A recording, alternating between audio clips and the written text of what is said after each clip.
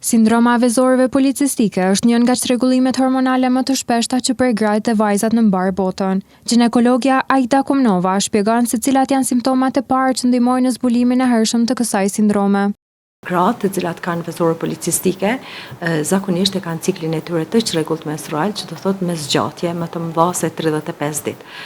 Cikli menstrual nënkupton ardhjen e ciklit menstrual prej ditës së parë, do të thonë të gjakderdhjes, deri në ditën e parë të gjakderdhjes së ciklit tjetër.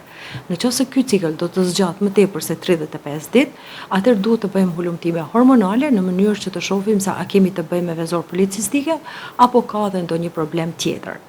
Simptom tjetër mjaft e rëndësishme është gjithashtu dhe aknet apo disa puçra që paraqiten në fytyrë, që nuk është 100% e grave, pastaj është hirzutizmi apo qimet, të cilat paraqiten sidomos në regionin e mjekrës, të disa gra edhe në pjesët e trupit, të këmbëve dhe të duarve. Për te shqetësimeve të përditshme që sjell kjo sëmundje, një nga frikat më të mëdha për shumë gra mbetet fertiliteti. Nëse vezori policistik të një paciente që dëshiron të mbetet shtatzan është evident dhe ka mbi peshë, mundësia arritjes së shtatzanisë është më e vështirë.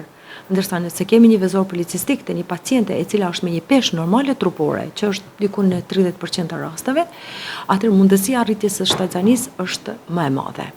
Mirë po, me terapitë të sotme, të cilat i përdorim stimuluese, domethënë suksesi i arritjes së shtatzanisë të vezorit policistik është mjaft i madh. Përveç trajtimit me medikamente, një rol të rëndësishëm në menaxhimin e sindromës së vezorëve policistike luan edhe mënyra të ushqyerit.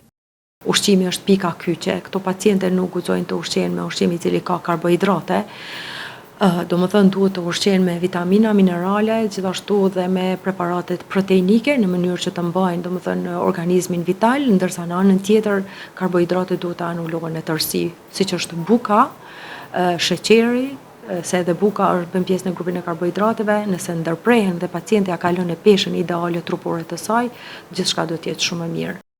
Sindroma vezorëve policistike është një sëmundje kronike me prirje gjenetike të trashëguar. Ajo nuk mund të shërohet brenda një periudhe të shkurtër kohore, por kërkon trajtim dhe menaxhim të vazhdueshëm.